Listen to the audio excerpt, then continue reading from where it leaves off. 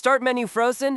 Here are 6 fixes that work in under 5 minutes. The Start menu runs on Explorer.exe and StartMenuExperienceHost.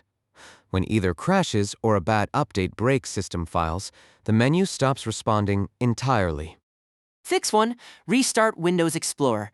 Press Ctrl-Shift+S, find Windows Explorer, right-click, and hit Restart. That fixes 80% of cases. Fix 2. Kill Start Menu Experience Host. Open the Details tab in Task Manager. Find the process, right-click, and select End Process Tree. It restarts fresh automatically. Fix 3. Re-register via PowerShell. Open it as admin, paste the git apex package command for Start Menu Experience Host, and wait a few minutes.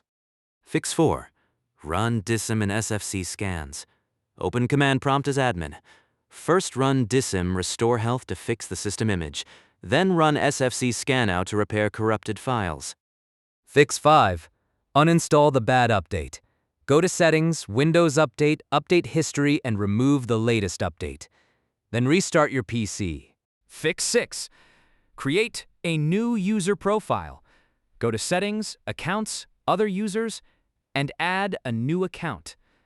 If Start Menu works there, your old profile is corrupted. Top causes: Explorer crashes, frozen processes, corrupted files, and buggy updates.